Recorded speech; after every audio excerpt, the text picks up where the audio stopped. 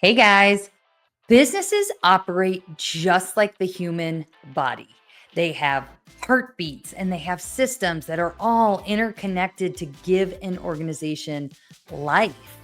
I spent 14 years in staffing and I ran operations for a $1 billion arm of the company. So when I decided to take the leap into entrepreneurship, you bet that I planned to leverage everything I had learned to scale a business quickly. So if you are thinking of starting a business or you're currently running a business, but maybe you're starting to run into some scaling headaches, this is the episode for you. I'm going to share 5 technologies that I've used since day one in my business and where I am already seeing success as my business grows. If you're looking to start an online business, it can feel really overwhelming, really quick when it comes to all of the programs and the platforms out there. The tech alone can stop you in your tracks before you've even given your business a real chance. And if you already have a business, but maybe you're starting to see some of the way that your time continues to get bogged down in places that feel like a waste of your precious energy and are taken away from revenue generating activities, most often it's your back end systems that are the pinpoint of that headache that needs to be addressed. As I've mentioned, business and business operations has long been a passion of mine. And in my corporate life, I ran operations for a $1 billion arm of the company. So when I decided to step into entrepreneurship, I felt really good. And I knew how important it was going to be just to be able to identify the foundational systems so that I could scale my own business quickly. And today, I just want to share 5 of those foundational systems that you'll want to get in place too in order to set your own online business up for operational success. And before I even go through these, I just want to make a note that I am not being paid to endorse these particular products. This is just simply what I use and what has been working well for me. So, first things first, organization. Organization is everything. Really asking yourself, like, where are you going to house all of your stuff and your files and your communication and everything with your business? And you want it to be in one place that is easy to access. For me, number one on the list is Google Workspace. We're talking like a full terabyte, I think, of storage and a whole bunch of other business features. But just from an organizational standpoint alone, Google Workspace is my go to. When you're building a business, it's not just about you being able to find your stuff, maybe in the back of a filing cabinet or this isn't one of those times where like you hide something in the shoebox under your bed because you swear you won't forget that it's in the shoebox under your bed, but then lo and behold, you forget every time that it's in the shoebox underneath the bed. So, and even too, if you're a one person show, today, you can still start now with an organizational system that's going to be easy to follow so that you don't have to attempt to retrace steps later that could prevent you from scaling as quickly as you'd like. So, organization is just about being so crystal clear with the way that you organize all of the different communications and documentations, even down to like how you name your files. Any consultant, any virtual assistant, any partner should be able to locate all associated documentation by just using a basic level of logic, like a basic tree level logic of thinking. So, for instance, I'm going to go and I'm going to try really hard to go slow here because I want to paint this picture. I'll give you an example of how I organize all of my stuff related to my podcast. So all of my podcasting material, it is going to go into my podcast folder. I know, shocking, right? See? Okay. So all of my podcasting material goes into my podcast folder. And then inside that folder, there's going to be an additional hierarchy of folders specific to the structure of my episodes. So, for instance, all of my guest episodes go into one folder. All of my solo episodes go into another folder. And then each episode, so each solo episode that I do is going to have its own folder inside the solo episodes folder. All items associated with that episode. So, for instance, all items associated with this one episode, everything from the raw recordings to the YouTube thumbnails, even to the drafts of the emails that I'll send to promote that episode, it all goes into that episode specific folder.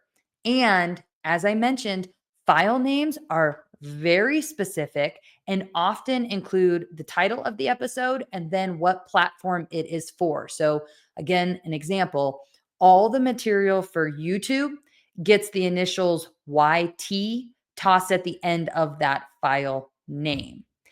If needed, I could confidently outsource the function of my podcast literally overnight because the process is so clean, so documented, and so easy to follow, all the way down to the file name. That sounds like freedom, doesn't it? So, organization matters. And then I do want to just debunk a myth here because I've heard so many people say, "Oh, I'm just not organized," or "Oh, like I'm a mess when it comes to that kind of stuff." Organization can be learned.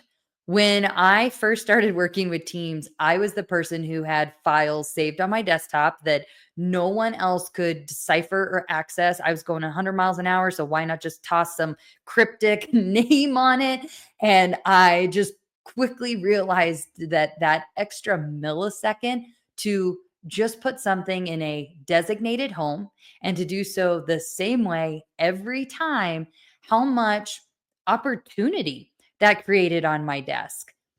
Opportunity for work to be delegated without sacrificing quality, opportunity for a system to scale broadly, opportunity for others to provide improvement suggestions, and ultimately, then collectively, for us to get a system so dialed in that it was foolproof.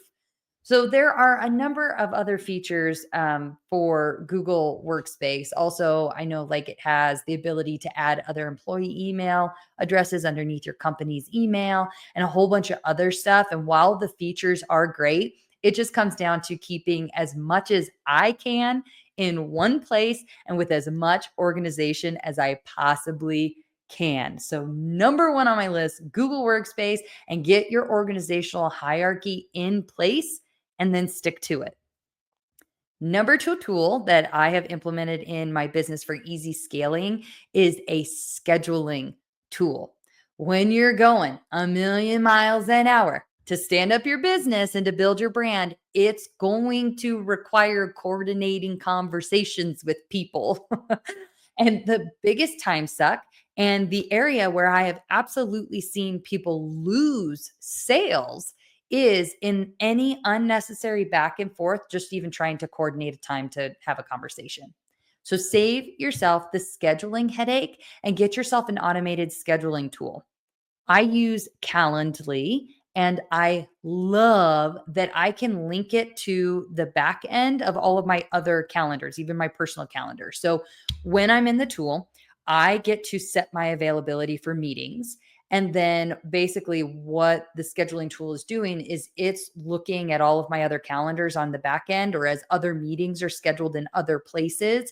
And it's then changing and updating my availability as those things are added to my calendar. So I simply, when someone wants to meet with me, I simply just send them a link, and then they get to choose a time that works with their schedules too.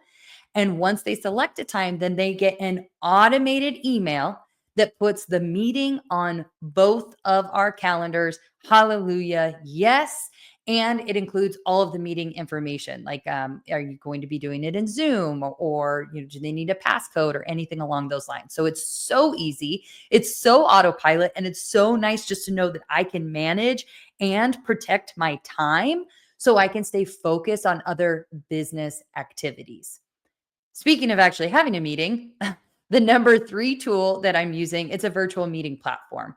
I use Zoom and I just love that it integrates seamlessly with my auto scheduling technology. The other thing that I really love about just these virtual platforms in general is that most of them now have AI tools as part of just their standard offering.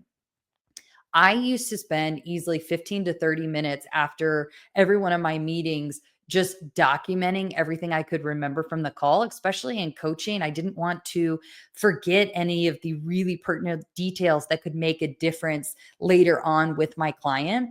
And now Zoom just spits me out an after meeting summary and captures all of those details for me. It's a game changer.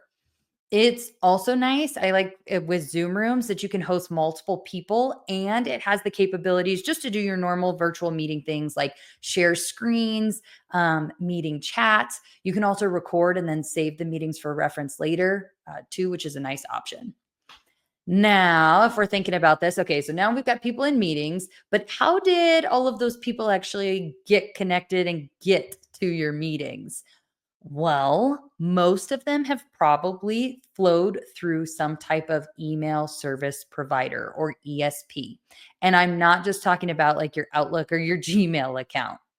The number four tool is an email service provider, which is basically just a platform that helps you create and manage and optimize your email marketing campaigns for you. So, this is where your email list lives, for instance. I utilize Flowdesk and have heard of some other options like MailChimp or ConvertKit, or even sometimes other digital platforms like Kajabi for course creators. They have some of these ESPs built in.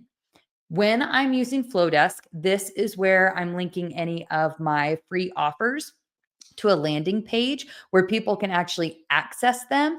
And then this is also where I'm creating my branded weekly emails that I send out to my subscribers. So if you want to see this in action, just head to like my Instagram, click on the link for any one of the freebies, and it's going to take you to that landing page where it's going to then ask you for your email. You put your email in there, and then not only are you getting that freebie, but then you're going to start getting purpose driven motivation into your inbox each week. So I will link one of those freebies in the show notes just so you can see it and then get on that email list so you and I can hang out even more. All right.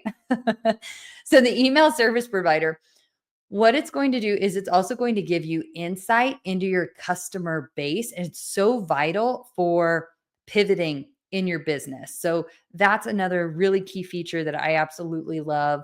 Another thing is that some of these email service providers, they have most of them actually have free accessibility on the front end. And then just as your email list grows, you start to pay the provider. So it's essential and it's absolutely worth every penny for your online business. And then the number five tool that I'm using in my business is a versatile payment processing platform. I know a lot of online businesses, they use Shopify and that gets some pretty solid reviews. I personally use StanStore and it's got all of your standard, hey, pay this one time fee, or hey, if my clients need to break up their payments into payment plans, or I also, when I say get a versatile payment processing, what I mean is, for instance, I just recently added a $47 e-course and I actually hosted that on the Stand Store platform. So what that looks like is that when someone purchases it, they're given immediate access to their e-course. And like I said, I just did that, so I'll keep you posted, but so far so good. And when you go back to just trying to simplify and to have things in one place, that's really helpful. I also really love the analytics feature in that Stand Store provides. So okay, there you have it. Those are the five tools that I immediately implemented in my business that are helping me scale quickly. And these are absolutely tools that you can use too, regardless of what industry you're in. And if you have an online business, just know like you need these things and you need them to work seamlessly for you. Something of mention too is that all of these tools, all 5 of these tools, they offer a free version for you when you're starting out. I think that's so important because then you can actually get in there. You start to understand the functionality and how it could really be useful in your business. And then as the business grows, you can choose to upgrade to the paid offerings. And for instance, on all 5 of these, I have used the free version and I am using paid offerings now. And again, they're making a big difference in my business. So the Unjuggle summary, because we always do that for today, just anyone who's looking to build and grow an online business with scalable systems at your foundation, I would say have these 5 tools in place, with number 1 being a one-stop shop organizationally. So for all of your files, all of your communication for your business, I use Google Workspace. Number 2 is an automated scheduling tool. I use Calendly. Number 3 is the use of a virtual meeting platform that works for you. And I mentioned I love Zoom and I love the AI note-taking capabilities. Number 4, an email service provider to house your email list and actually manage your marketing email campaigns. I use Flowdesk, but I've also heard ConvertKit and MailChimp are worthy contenders. And then last but not least, your business needs a way to actually accept payment. That's kind of important. So you'll need a payment processing platform that actually works with the style of your business. And I mentioned that I like using StanStore just because it offers a variety of hosting and payment options.